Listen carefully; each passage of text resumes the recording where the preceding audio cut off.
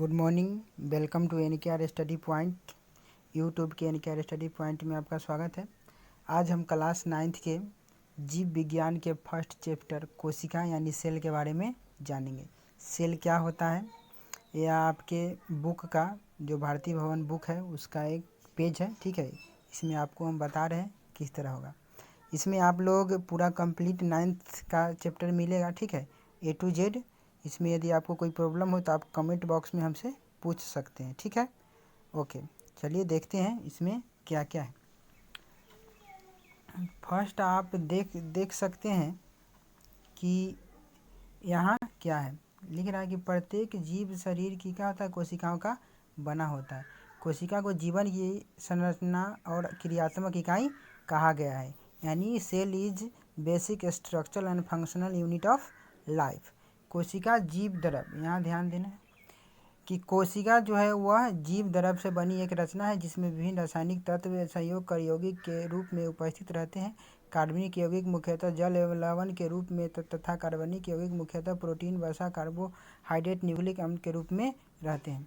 अब ध्यान देना है कि कोशिका जो होता है वह जीव द्रव से बना होता है। अब जीव द्रव क्या होता है, जीव द्रव वह होता है जिससे कोशिका बना होता है, यानी कोशिका में पाए जाने वाले छोटे छोटे जितने भी पार्टिकल होंगे, छोटे छोटे कण होंगे, वह सब क्या कहलाएंगे, जीव द्रव कहलाएंगे। जीव द्रव में दो तरह के पदार्थ मौजूद होते हैं। पहला होता है कार्बनिक पदार्थ, ठीक है।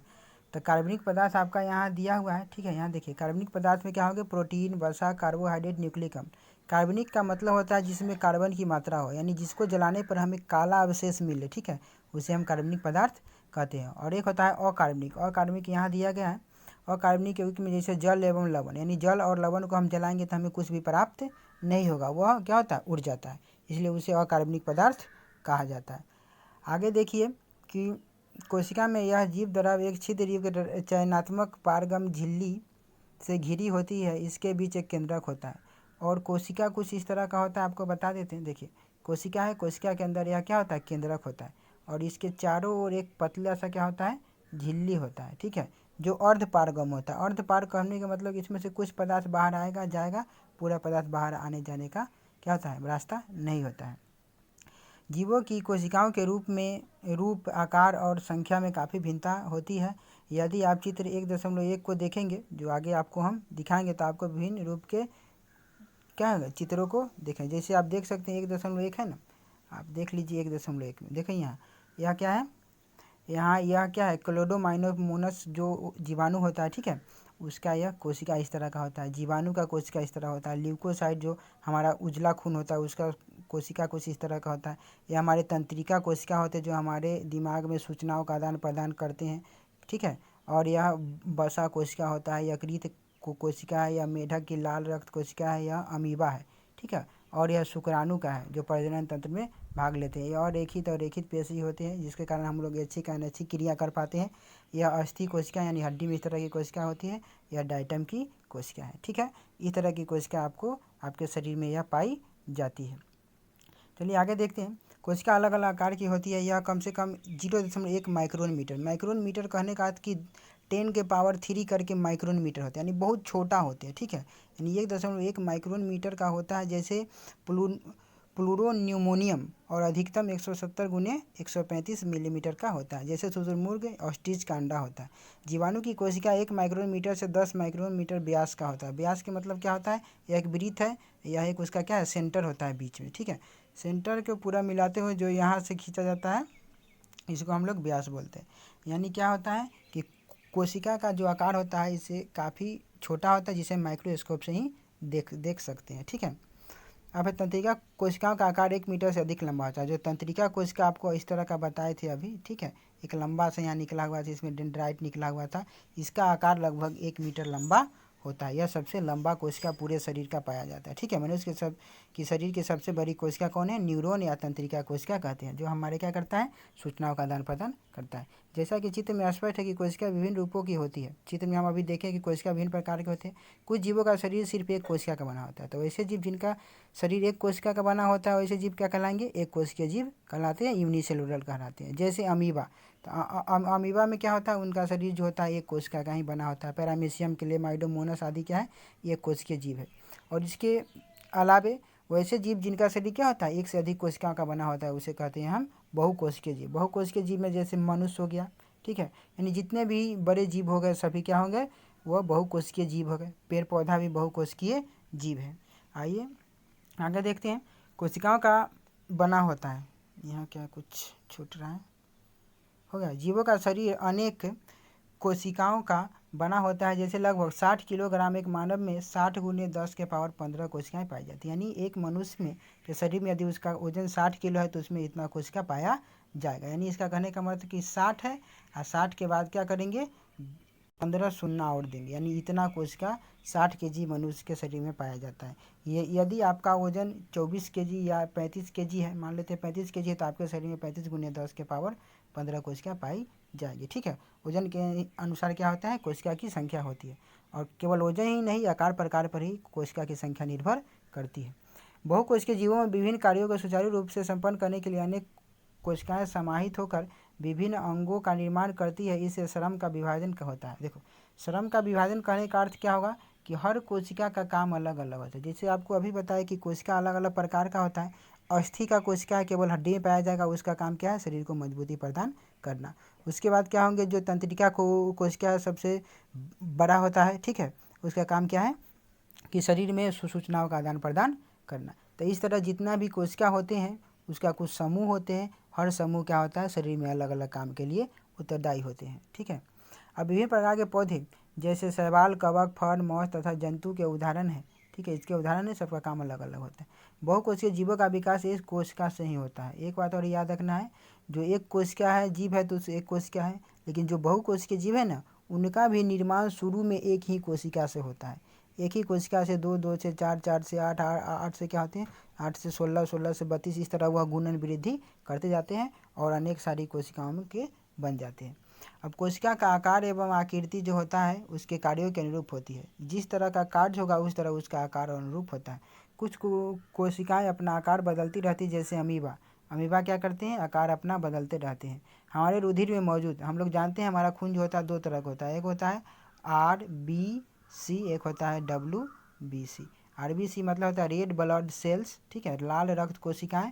और WBC का मतलब होता है श्वेत रक्त कोशिकाएं या कणिकाएं भी इसको कहते हैं। तो यही जो WBC होता है इसका आकार हमारे शरीर में बदलते रहता है, लेकिन इसका आकार निश्चित होता है। आप लोग कभी कभी सिरे पर देखते हैं इस तरह का चित्र रहता है, बीच में कुछ गड्ढा टाइप में रहता है, ठीक है, तो इस तरह ही लाल रक्त की कोशिकाएं होती है। लेकिन WBC का जो इसका होता है इसका आकार निश्चित नहीं होता है। ठीक है, तो यही कह रहा है कि हमारे रुधिर में श्वेत रक्त कणिकाएं जो होती है जिन्हें ल्यूकोसाइट कहते हैं। अब उजला खून को क्या कहते हैं हम लोग, ल्यूकोसाइट भी कहते हैं। फिर निरंतर अपना रूप बदलते रहते हैं। यानी हमारे शरीर में 2 तरह की कोशिकाएं हैं जो अपना रूप बदलते रहती हैं। सॉरी, 2 तरह की नहीं, एक ही तरह के, यानी ल्यूकोसाइट है। एक अमीबा है जो अपना आकार बदलते रहती है। अब तंत्रिका कोशिका का आकार बहुत पतला और लंबे तार की तरह होता है। इसके द्वारा आवेगों का चालन होता है। ठीक है, जैसे बिजली के तारों में आवेग का चालन होता है ना, जैसे यहाँ स्विच टिपते हैं तुरंत वहाँ बिजली पहुँच जाता है। उसी तरह हमारे शरीर में कोई अगर कांटा चुभता है तुरंत उसकी सूचना हमारे दिमाग को जाता है और हमारा जो मस्तिष्क है वह उसकी प्रतिक्रिया में उसे पैर उठाने की सूचना देता है। यानी जब क्या होता है, जब सूचनाओं का आदान प्रदान काफ़ी तेज़ी से हो, यानी विद्युत के जैसा हो, तो उसे हम आवेग कहते हैं। ठीक है, और कुछ जीवों में इसका आकार जो होता है लगभग स्थिर रहता है। इसका आकार जो क्या होता है, स्थिर रहता है। कोई कोई में चेंज हो सकता है, लेकिन अधिकतर का आकार जो होता है वह तंत्रिका तंत्र का निश्चित होता है। भिन्न भिन्न जीवों में तथा एक ही जीव में अलग समय में शरीर में कोशिकाओं की संख्या भी बदलती रहती है। जैसे कोई पतला था पहले, अब मोटा हो जाएगा, तो जितना अधिक मोटा होगा कोशिका की संख्या उतना बढ़ती जाएगा। कोई लंबा पतला है तो उसमें भी कोशिका की संख्या ऊपर नीचे हो सकती है। कोशिकाओं की संख्या जीवों के शरीर के आकार पर निर्भर करता है। शरीर जितना बड़ा होगा कोशिका उतना ज़्यादा उसमें हो सकता है। ठीक है, इसलिए जो कोशिका की संख्या है वो आकार पर निर्भर करता है। उदाहरण के लिए चूहे के शरीर में क्या होगा, कोशिका की संख्या कम होगा, जबकि उसी के विपरीत हाथी के शरीर में कोशिका की संख्या बहुत अधिक होगी। पौधों में हम देख सकते हैं गुलाब के पौधा, उसमें कोशिका की संख्या क्या होगा, कम होगा। और वह बड़ा सा बरगद के पेड़ बढ़ के ले लेंगे तो उसमें क्या होगा, कोशिका की संख्या बहुत ज़्यादा बढ़ जाएगा। ठीक है, नीचे आप देख सकते हैं जीवन व्यवस्था के स्तर। प्रत्येक जीव के शरीर का निर्माण करने वाली कोशिका में कुछ मूलभूत कार्य करने की क्षमता होती है। ठीक है, यानी प्रत्येक जीव का जो कोशिका होता है उसमें कुछ मूलभूत कार्य, यानी सब कोशिका का एक कुछ न कुछ काम होता है। ठीक है, जैसे आप देख सकते हैं यहाँ एक कोशिका आपस में समूह बनाकर उत्तक का निर्माण करती है। जब ध्यान देना, जब एक सी कोशिका, जैसे मान लेते हैं अगर ये शुक्राणु का कोशिका है तो इसी के जैसा बहुत सारा शुक्राणु मिलके यदि एक समूह बना लेगा तो उसे हम कहेंगे कि यह उत्तक है। ठीक है, क्योंकि यह खासे प्रकार के बना हुआ है। इसलिए क्या होता है, उत्तक का परिभाषा होता है एक सी रचना, रचना एक जैसा होना चाहिए, और एक सा काम, जैसे इसका काम क्या है, प्रजनन करना, तो प्रजनन नहीं करेगा, इसका दूसरा कोई काम नहीं है, और एक जैसा ही तो है। तो यह जब बहुत सारा जब मिल जाएगा तो वह क्या कहलाएगा, उत्तक कहलाता है। उत्तकों के समूह जो किसी विशेष कार्य को संपन्न करते हैं तथा जिनका विशेष संरचनात्मक संगठन होता है, अंग कहलाते हैं। और ध्यान देना, बहुत सारा कोशिका मिलके उत्तक बनाएगा, और बहुत सारा उत्तक जब मिलेगा तो क्या बनाएगा, एक अंग बनाएगा। ठीक है, उदाहरण में हम भोजन के पाचन के संपूर्ण प्रक्रिया को ले। सबसे पहले भोजन का अंतर्ग्रहण होता है, फिर उसका पाचन। जैसे सबसे पहले हम लोग क्या भोजन ग्रहण करते हैं, तब वह पचता है, तब उसमें जो एंजाइम्स होते हैं, जो उसमें न्यूट्रिएंट पोषक तत्व होते हैं, उसका अवशोषण होता है। उसके बाद स्वांगीकरण होता है, जहाँ शरीर में जरूरी है वहाँ पहुँचाया जाता है। तो और अन्न पचे जो मल होते हैं, बेकार पदार्थ के जो भोजन होते हैं, वो मल के रूप में बाहर निकल जाते हैं। प्रत्येक कार्य अलग अलग पाचन अंगों द्वारा होता है, अर्थात पाचन अंग में मुख, आमाशय, दांत, यकृत आदि मिलकर संपन्न करते हैं। कोई एक तंत्र जो होता है, यानी तंत्र से क्या चल रहा है पता, कि बहुत सारा अंग जब मिलेगा तब एक तंत्र बनता है। यानी कोशिकाओं के समूह को उत्तक कहते हैं, उत्तक के समूह को अंग कहते हैं, अंगों के समूह को तंत्रिका कहते हैं, और तंत्रिका जब बहुत सारा मिलेगा तो एक शरीर का निर्माण करेगा या बेष्टि का निर्माण करता है। ठीक है, उसी तरह आगे देखिए, मुख, आमाशय, आंत, यकृत आदि समूह सामूहिक रूप में एक विशेष तंत्र की रचना करते हैं, जिसे पाचन तंत्र कहते हैं। और इसी प्रकार जीवों में श्वसन तंत्र, परिसंचरण तंत्र, उत्सर्जन तंत्र, ठीक है, आदि ये सब क्या तंत्र पाए जाते हैं। अगर मुख्य रूप से कहा जाए तो 10 या 11 मनुष्य में तंत्र पाए जाते हैं। ठीक है, इस तरह करके सभी अंग तंत्र मिलकर जीव या बेष्टि का निर्माण करते हैं। सभी जब अंग तंत्र मिलेंगे तो क्या निर्माण करेगा, जीव या बेष्टि का निर्माण करता है। आगे देखिए, कोशिका की खोज क्या होती है। कोशिका का वास्तविक ज्ञान माइक्रोस्कोप के खोज के बाद में, क्योंकि कोशिका इतना छोटा है कि हम अपने खुले हुए आंख से देख नहीं सकते, इसके लिए माइक्रोस्कोप की आवश्यकता होती है। तो सबसे पहले 1665 में क्या बना, माइक्रोस्कोप बना, जिसको सूक्ष्मदर्शी कहते हैं। जब उसका आविष्कार हो गया तब ही कोशिका का खोज संभव हो पाया है। सर्वप्रथम 1665 में रॉबर्ट हुक नामक एक अंग्रेज वैज्ञानिक ने माइक्रोस्कोप का निर्माण किया था। हुक ने बताया कि माइक्रोस्कोप में कौड़ की एक पतली काट में अनेक सूक्ष्म मोटी भित्ति वाले मधुमक्खी की छत्ते जैसी कोठरियां देखी। इन कोठरियों को रॉबर्ट हुक ने सेल नाम दिया। सबसे पहले सेल नाम किसने दिया, रॉबर्ट हुक ने दिया था, जिनका जन्म हुआ था 1665 में खोज किए थे। उसके बाद आए ल्यूवेनहॉक, यह भी एक वैज्ञानिक है। ल्यूवेनहॉक एक डच वैज्ञानिक है, डच रहने वाले, डच एक देश है, उसके रहने वाले वैज्ञानिक है। माइक्रोस्कोप की लेंस व्यवस्थित किया। अब क्या किया, यह जो माइक्रोस्कोप बना उसमें कुछ थोड़ा बड़ा करके दिखाया जाता था, लेकिन ये आए तो उसमें कुछ लेंस अलग अलग प्रकार के लगा, जिससे बड़ा बड़ा करके देखा जाने लगा। तो कोशिका का अध्ययन और आगे बढ़ा। तो सर्वप्रथम 1674 में उन्होंने अपने उन्नत माइक्रोस्कोप में स्वतंत्र कोशिका जैसे जीवाणु, प्रोटोजोआ आदि को देखा। अब 1831 में क्या है, रॉबर्ट ब्राउन है नामक वैज्ञानिक बताया कि जीव प्रत्येक कोशिका के केंद्र में गोलाकार रचना होता है, जिसे क्या कहते हैं, केंद्रक कहते हैं। यानी कोशिका, आपको पता हो कोशिका इस तरह होता है, बीच में गोलाकार रचना होता है, जिसे हम केंद्रक कहते हैं। यह बताया हमको रॉबर्ट ब्राउन ने 1831 ईस्वी में। ठीक है, इसके बाद एक पुरकंजी वैज्ञानिक है, इन्होंने 1839 में जीवों के अंदर पाए जाने वाले अर्ध द्रव दानेदार सजीव पदार्थ प्रोटोप्लाज्म या जीव धर्म का नाम दिया। इन्होंने देखा माइक्रोस्कोप से तो पता चला इसमें पूरा जो कोशिका है इसमें कुछ दानेदार संरचना भरा हुआ है। तो यही दानेदार संरचना तरल पदार्थ होता है, जिसे उन्होंने क्या कहा, प्रोटोप्लाज्म या जीव द्रव नाम दिया। अब है 1838 में एक वनस्पति वैज्ञानिक है। ठीक है, आपको कुछ बड़ा कर देते हैं। ठीक है, चलिए, एक वनस्पति वैज्ञानिक सलाइडिन ने कहा कि पादपों का शरीर सूक्ष्म कोशिकाओं का बना होता है। 1839 में प्रसिद्ध प्राणी वैज्ञानिक स्वान ने बताया कि जंतुओं का शरीर भी सूक्ष्म कोशिकाओं का बना होता है। फिर ये दोनों जर्मनी वैज्ञानिक अपने अध्ययन के आधार पर एक मत प्रतिपादित किया, इसे कोशिका सिद्धांत कहते हैं। ध्यान देना, सलाइडेन और स्वान ने क्या किया, सलाइडेन ने बताया कि पादप का कोशिका क्या था, सूक्ष्म कोशिकाओं का बना होता है। उसके बाद एक प्राणी वैज्ञानिक है, उन्होंने भी बताया कि जंतु का शरीर भी उसी तरह सूक्ष्म कोशिकाओं का बना होता है। तो दोनों वैज्ञानिक ने मिलकर एक क्या हुआ, मत दिए। ठीक है, अपना कथन दिए, उसे कोशिका सिद्धांत कहा जाता है। कोशिका सिद्धांत में उन्होंने यह बात बताया कि कोशिका शरीर की संरचनात्मक क्रियात्मक इकाई, यानी कोशिका का शरीर का जो निर्माण होता है इन्हीं से ही होता है। यानी शरीर के निर्माण करने की सबसे छोटी जो इकाई है वह क्या है, कोशिका ही है। इसके बाद 1855 में बिरचो ने बताया कि नई कोशिका का निर्माण पहले से मौजूद कोशिकाओं से होता है। यानी बिरचो ने हमको क्या बताया कि कोशिका में विभाजन होता है। यह बात 1855 में हमको बिरचो वैज्ञानिक ने बताया।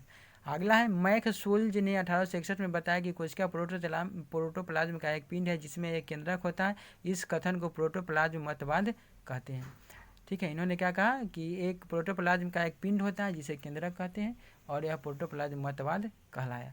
इसके बाद 1884 में ट्रांसबर्गर ने बताया कि केंद्रक पैतृक लक्षणों के वंशागति में भाग लेता है। ठीक है, कहा कि केंद्रक ही क्या करता है कि उसके माता पिता के लक्षण को उसके पुत्र में लेके जाता है। इसके बाद अच्छे माइक्रोस्कोप तथा रासायनिक पदार्थ की मदद से कोशिका का अध्ययन जारी रहा। इस प्रकार माइक्रोस्कोप धीरे धीरे उसमें सुधार होता गया। अब इसके बाद 1931 में चला गया। ठीक है, 1931 में एक इलेक्ट्रॉन माइक्रोस्कोप का खोज हुआ जिसमें क्या हुआ, कोई भी वस्तु को 1,00,000-2,00,000 गुना बड़ा करके दिखाया जा सकता था। ठीक है, इसका जो खोज किए थे एम नॉल एवं ई रस्का ने किया था इलेक्ट्रॉन माइक्रोस्कोप का खोज 1931 में। इसकी सहायता से कोशिका एवं कोशिकांगों की रचनाओं का ज्ञान धीरे धीरे बढ़ा। अब क्रियाकलाप में इसमें कह रहा है कि क्या क्या कीजिए कि एक छोटा सा प्याज के लीजिए टुकड़ा। ठीक है, उसको क्या कीजिए, आपके पास माइक्रोस्कोप होना चाहिए तभी यह प्रयोग हो सकता है। उसके बाद उसको थोड़ा अगर पतला होता है उसमें झिल्ली एकदम परत जैसा उसको निकाल लेना है। उसके बाद उसको स्लाइड पर रख के, स्लाइड एक शीशा का होता है उस पर रख के उसमें कुछ ड्रॉप बूंद डालेंगे। ठीक है, क्या कुछ ड्रॉप जल डालेंगे। ठीक है, उसके बाद उसको जब ध्यान से देखेंगे पावर ऊपर नीचे करके, उसमें क्या होता है घुंडी लगा होता है चरखी, उससे पावर हम बढ़ा घटा सकते हैं। उसको ऊपर नीचे करके देखेंगे तो हमको छोटा छोटा रचना दिखाई देगा जो कुछ इस तरह का होगा। आप देख सकते हैं यहाँ दिखाई दे रहा है। यहाँ ये सब क्या है, यह सब जो दिखाई दे रहा है यह कोशिका है। इसमें देखने पर यह पता चला है। इसको आप देख लीजिए कि यह इसमें क्या क्या होता है। ऊपर देखिए नेत्रिका लेंस, इसमें हम देखते हैं उसका प्रारंभिक है कुंजी है, देखने वाला को ऊपर नीचे करने में बनता है। ठीक है, संयोजन पेच है। उसके बाद देह नलिका है, इसी में नली के द्वारा यहाँ हम देख पाते हैं। उसके बाद है सूक्ष्म समायोजन पेच होता है, पेच को ऊपर नीचे करके हम बड़ा या छोटा करके देख सकते हैं। ये भुजा होता है जिसमें यह लेंस लगा होता है। अभिदृश्यक लेंस होता है, इसमें क्या होता है देखने वाला लेंस होता है। घूर्णी पेच लगा होता है, इसको ऊपर नीचा करने में, ऊपर नीचा मतलब करने में, एडजस्ट करने के काम आता है। घूर्णी पेच हो गया। संग्राही होता है, यह संग्रहण करता है। यहाँ से क्या होता है प्रकाश इसके अंदर प्रवेश करता है और यहाँ दर्पण लगा होता है, यहाँ आईना से प्रकाश पड़ता है तब यह वस्तु दिखाई देता है। इस प्रकार यह सूक्ष्म दर्शी का चित्र है आपको। ठीक है, अब अगला पेज देखिए। सॉरी अगला पेज नहीं, देखिए